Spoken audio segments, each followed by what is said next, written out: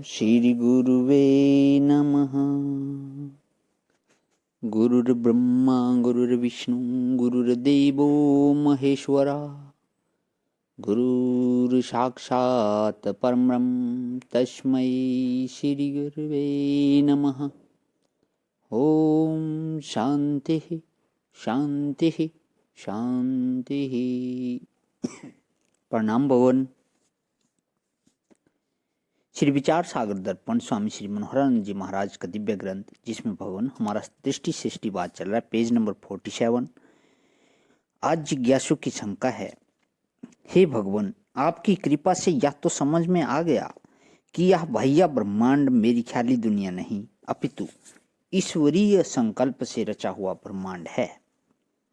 परंतु प्रभु, दृष्टि समकाल सृष्टि, दृष्टि रेव सृष्टि तथा सृष्टि दृष्टि, इन तीनों वादों का समन्वय इस व्यावहारिक जगत में किस प्रकार होगा, यह समझ में नहीं आ रहा है। कृपया करके इस पर भी प्रकाश डालकर इस दास को कृतार्थ करें। समाधान देते हैं।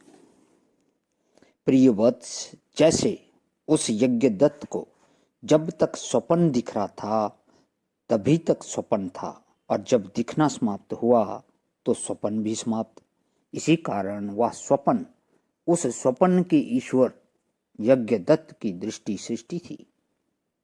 परंतु जो उस स्वप्न में कल्पित देवदत्त चलते हुए सत्संग में आया था, उसके लिए उस सत्संग भवन व सत्संगी आदिकों का दर्शन दृष्टि सृष्टि था, क्योंकि वे सत्संगी आदि पहले ही से अनिर्वचनीय उत्पन्न थे, कल्पित ही उत्पन्न थे इनके।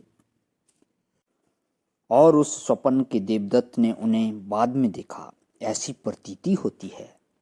इसी प्रकार यह व्यावहारिक ब्रह्मांड ईश्वर का संकल्प होने से ईश्वर की दृष्टि सृष्टि है, क्योंकि जब तक संसार है तब तक ईश्वर को ज्ञात भी है ही, क्योंकि जब तक संसार है तब तक ईश्वर को ज्ञात भी है ही।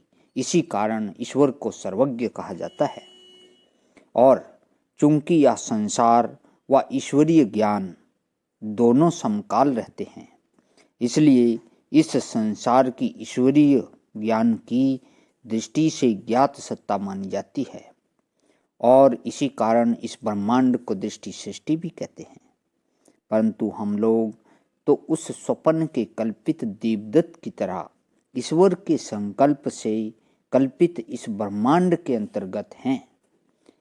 उन हम लोगों के लिए तो यह संसार दृष्टि सृष्टि ही है, क्योंकि ये ईश्वर के संकल्प से रचे हुए आकाश, जल, तेज, वायु, पृथ्वी आदि 5 महाभूत तथा उनका कार्य रूपी या समष्टि भौतिक ब्रह्मांड हमारे संकल्प का कार्य नहीं है, अपितु पहले से ही विद्यमान है।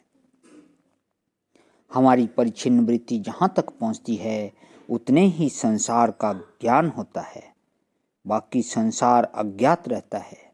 हमारे अज्ञात होने मात्र से इस सूर्य चंद्र आदि ईश्वरीय सृष्टि का अभाव नहीं होता, किंतु भाव ही रहता है, यानी कि एग्जिस्टेंस ही रहता है।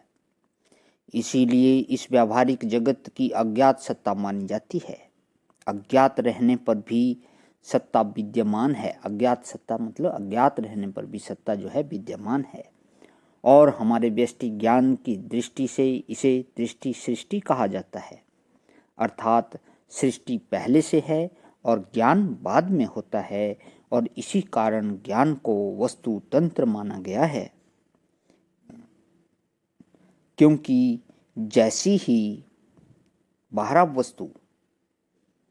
वस्तु होगी, जैसी ही बाहर, उल्टा लिख दिया है, क्योंकि जैसी ही बाहर वस्तु होगी वैसा ही ज्ञान होगा, अर्थात जैसी सृष्टि होगी वैसी ही दृष्टि होगी।